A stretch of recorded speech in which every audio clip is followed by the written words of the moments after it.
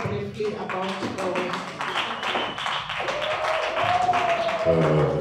Dumela, thank you very much. Abogogo, Amakosi to bishops, my brother.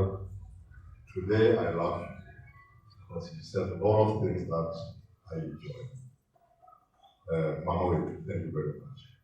Let me just actually, for just 7 minutes to talk, reflect about this area.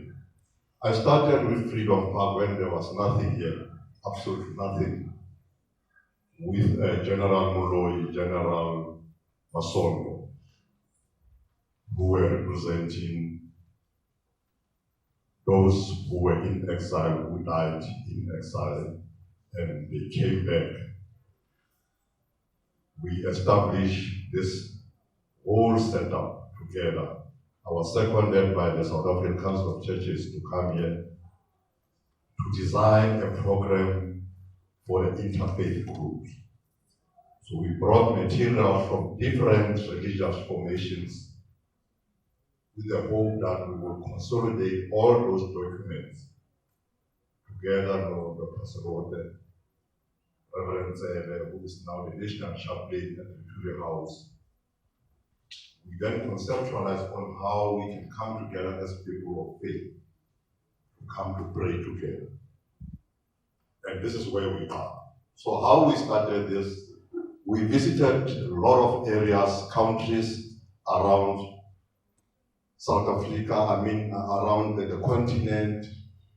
We were in Zambia, we were in Swaziland, we were in Lesotho, in all areas where we had military camps under the liberation movement. Very interesting when we arrived in Tanzania, when we were there to pray, to appease the spirit of the fallen heroes and the heroines of this struggle. It was the first time for the Tanzanians, the Zambians to experience interfaith platform.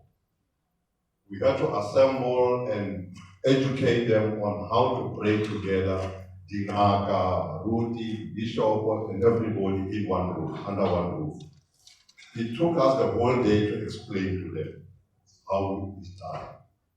And the most struggle, it was when we are supposed to take the spirit of the fallen heroes and heroines in Zambia and Lusaka.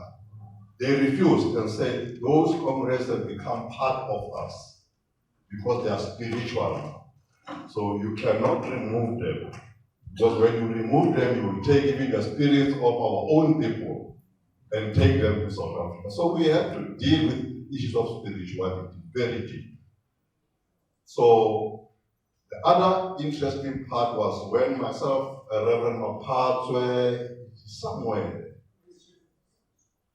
Reverend Moerane, there he is. I remember we had to drive to Swaziland, the three of us, it was myself, yourself, Father Bani, Stephen Bani. The three of us, we drove from Johannesburg to Swaziland.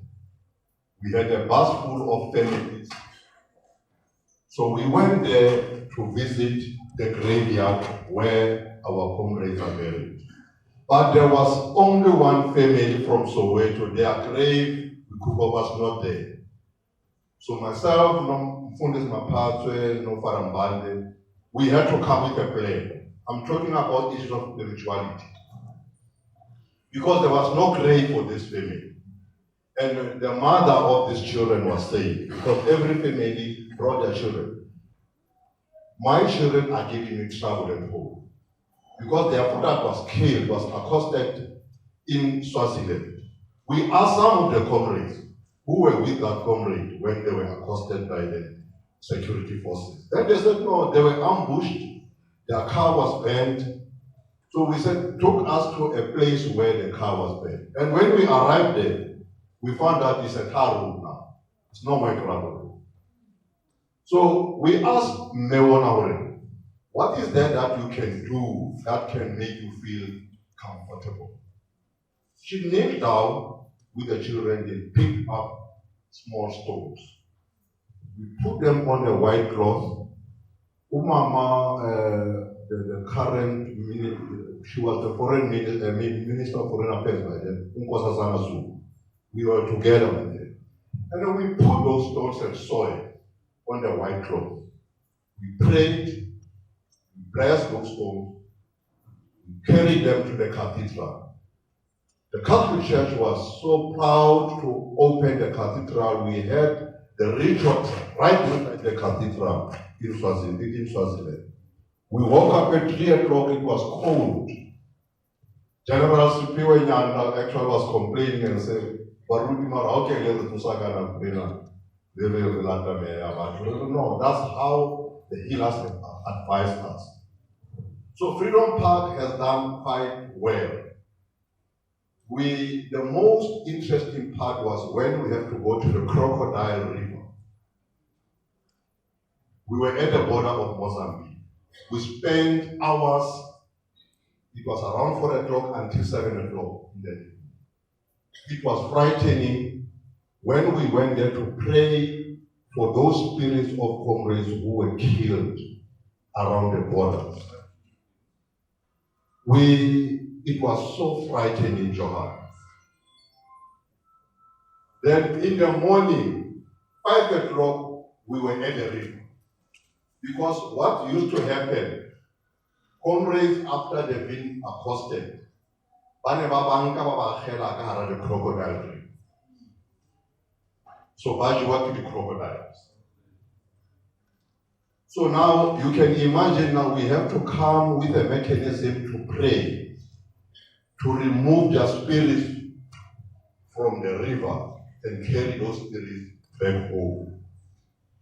The only thing which we have not yet finalized now, when we arrived Noma Pass here, no Stella Williams, it was late when we landed in the country, bringing the spirits. Then I asked Ubaba Sorodenati, what are we going to do with the spirits? Because we can't trap the spirits here. We agreed, Prof, that there should be a formal ceremony to release so that the families should come and take their spirits back home. And it's not by mistake that Jane is struggling to lead Freedom Park. Because you are troubled by the spirits that are trapped in this area. And those spirits are supposed to be born by now to their respective homes. So there are things that we were not able to finalize because of change of management in this area. So therefore, I'm appealing to healers. Don't confuse us. Sometimes we are confused by healers. Yeah. Because the other group says this, the other group says that. So it is your job, Moma, to agree on how to release the spirit. I'll give you an example. One day we were worshiping and I was called by a spirit into my house. When I was sleeping, somebody was pulling me out of bed. And I was scared to tell my family because it disturbed them in the bedroom. These spirits, when we come here, are still alive. And some of them are angry because they felt terrible. They were murdered terrible. But we have not completed this program. That's why I'm saying I'm challenging the healers. Because we have not done well on that part of spirituality. Come and do what you know, but you must first reconcile your processes. So that whatever you do should be one, and we only come in when you have done your part. Remember, in the past, here at Freedom Park, Isenyaga will do their job at night, and they were gated the whole night.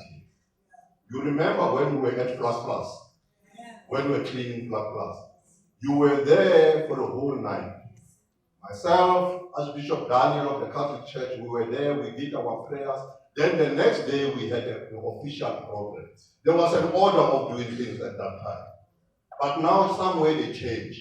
So we need to come and reconnect again so that people can feel free to come here because there are still stubborn spirits roving around this area. So we cleansed blood plus. I don't know whether we were able to remove those spirits, all of them. I don't know.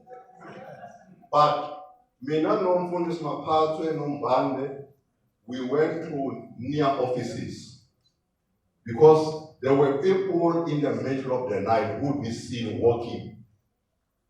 You see statues of people standing, some walking. So we were called in to come to pray at the near offices around Delmas, that area. We had to go there to pray. But there is a room that we could not open because there were no keys. There are noises, people are crying because they were tortured in those rooms. So at night you hear noises and so on and so on. And there is also a plane that fell there at near offices. And those people who died there are still walking at night. So that is the importance of Freedom Park. Some people, they can just see structures here, but they don't know the symbolic way of how important is this area. There are people, who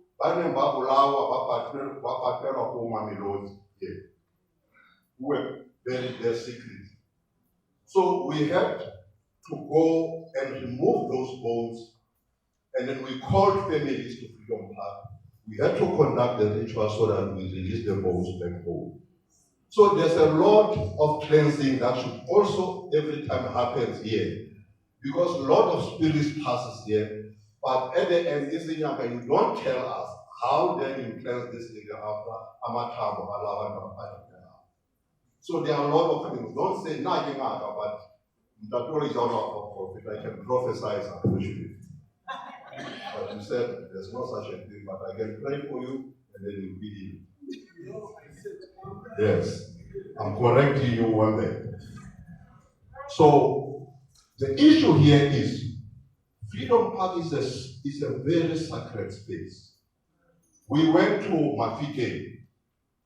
You know Masole Amangope Anabulaya from Retin crosser from Botswana. We had to go there to remove those bones. We brought those bones here, put them into coffins, and transport them back home. But the question about Lona, Dalagaha, Dade, or Abi.